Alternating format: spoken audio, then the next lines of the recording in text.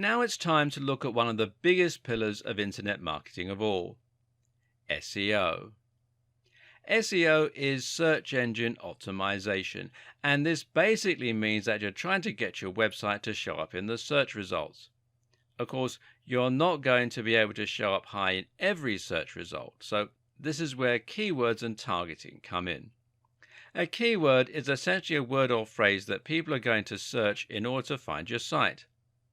When people go shopping online, they'll almost always start with Google. And when they start with Google, they will begin by searching for the thing that they want. Very often, this will mean that they search for something like buy hats online. If you can target that precise phrase so that your page is the top result, you will not only be able to reach the right demographic, but you'll be able to target them at the precise moment they're actually planning on buying something. The same thing happens when someone looks for information. They might search for how to lose weight after Christmas, or they might search for fitness articles. Again, you can bring more people to your site, and that way hopefully create more loyal followers simply by making sure your pages come up as top results for those terms. So SEO has the huge advantage of being highly targeted and allowing you to reach anyone rather than just people who are your followers or who are part of the same network as your followers. The only problem is that SEO is also arguably more complicated than the other forms of marketing we've looked at so far. It's never guaranteed. That is to say, you can spend years doing SEO or pay the very biggest SEO service in the world and still not see any improvements. Let's take a look at why that is and how to give yourself the best chance of success. In order to get to the top of Google, the aim is to try and understand how Google works, how Google decides which sites are worthwhile, and how you can manipulate those factors in order to move your site to the top. Google works using spiders or robots. These are small programs that search the web by following from one link to the next. Each time they find a new website, they add it to a giant index and will assess the subject matter and the quality of the site by looking at who is linking to the page, how the page is laid out, and what the subject of the content appears to be. If we knew precisely how Google's algorithm worked, then we could get to the top of the search results with guaranteed certainty. As we don't know this though, all we can do is make educated guesses and hope that these get us to the top of Google. When Google first became the dominant search engine, the algorithm was fairly straightforward and was generally quite well understood by marketers. Back then we knew that Google found sites by following links on sites already in the index. Google thought of a link as testimony. The more people link into your site, the better your site must be. Google attempted to match search terms with the content on your pages. If you repeated the same phrase often enough, you stood a better chance of ranking for that term. Back then, it was easy enough to manipulate Google into doing your bidding. All you had to do was to create a website with lots and lots of content, repeat the same keywords over and over again, and get lots of other sites to link to you.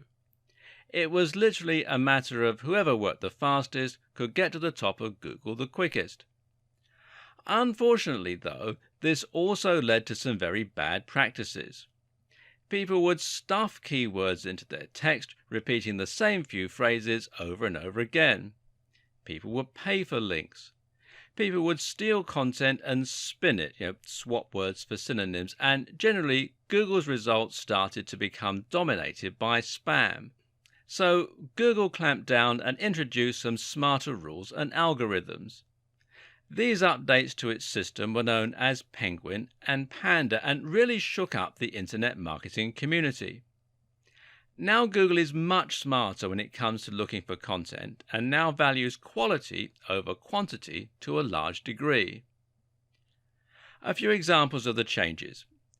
First off, Google will now penalize websites for keyword stuffing.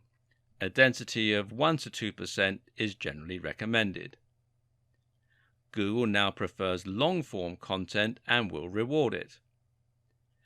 Google will penalize sites that associate with spam sites.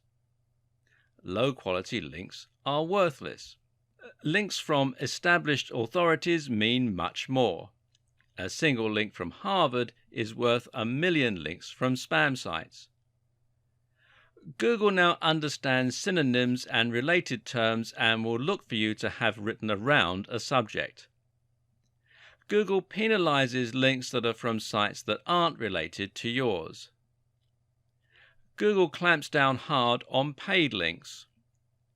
Google clamps down hard on stolen or reworked content. Google can now monitor how long people spend on a website or page. If your visitors are only staying for a second before leaving, Google will take this to mean that your site doesn't offer any real value and you will be penalized.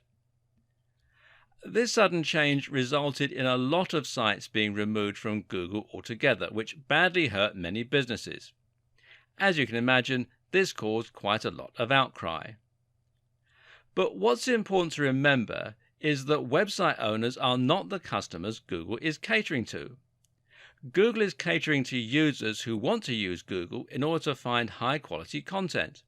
Thus, Google's main and only objective is to ensure that the content it shares is relevant and interesting to the people searching for it. So, what's the best way to handle good SEO? Simple. Make sure you are providing great, relevant content. When you do this, you are aligning yourself with Google's goals. Therefore, every change Google makes will ultimately help more people to find your site. Meanwhile, the sites that try to spam Google or trick it will only be damaged each time that Google has an update.